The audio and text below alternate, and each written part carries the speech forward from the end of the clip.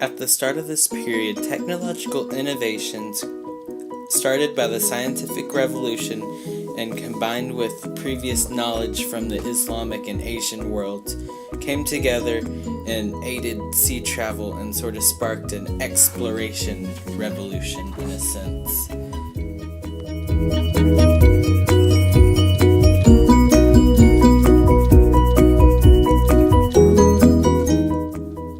One of the new inventions or innovations that helped was called the caravel, and it's this really big ornate ship that it was better than any other ship that they had, and it allowed them to sail further and faster, and it's what helped Columbus get across the Atlantic.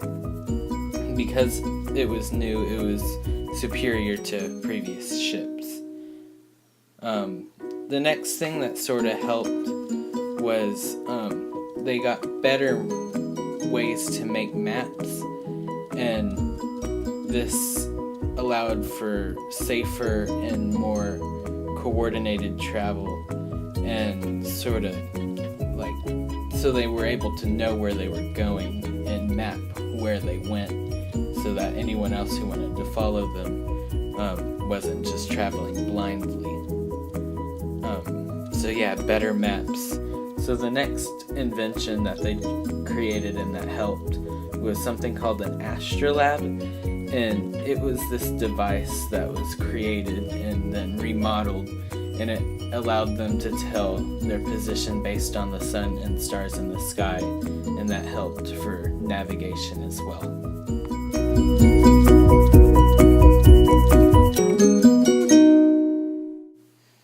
Okay, so now that we have this whole new system for trading and circulating goods, people from further away are going to start trading with each other. And this happened between Africa, Europe, North America, South America, Asia, pretty much the entire world. And one of the main ways of trading in the Atlantic was called triangular trade, and this is connecting Europe, the Americas and Caribbeans, and Africa. And it was this system that included several other things like the Columbian exchange of disease. Also the Silk Road was another major trade route that happened. And with these trade routes and new ships and stuff, trade increased, and then this was pretty good for everyone. It helped by the improved trade helped increase the economy and promoted mercantilism.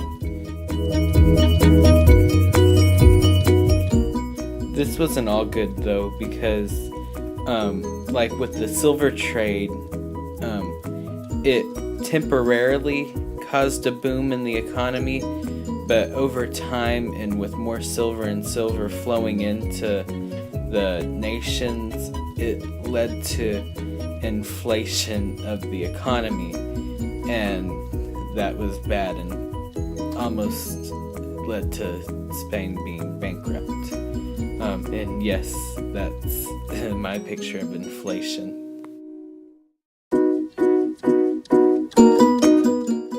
So throughout this period, people started venturing out into the oceans more and more.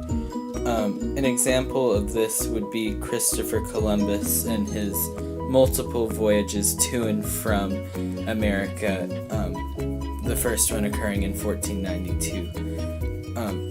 His first voyage and all of his consecutive voyages were funded by the King of Spain, and that really helped him, and without it, we probably wouldn't be here as a nation today. He did get across the ocean using one of the methods or innovations that we talked about earlier. His entire little fleet of ships, 3 ships, they were all caravels, and so they allowed him to travel across and reach his destination in America. Another thing that helped transoceanic travels was that the Portuguese government decided to create a school for navigation, and this helped to further increase sea travels.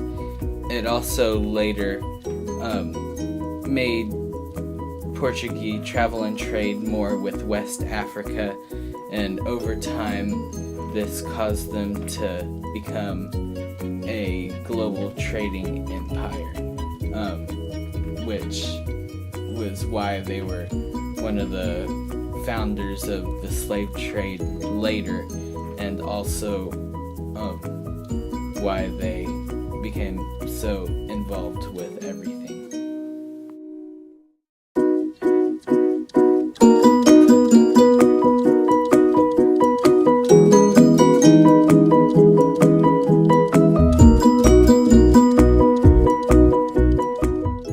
The North Atlantic crossings for fishing and settlements were continued, and they also spurred European searches for multiple routes into Asia so that they could have access to all the goods that were there, and maybe also get some access to like the Silk Road or Chinese goods.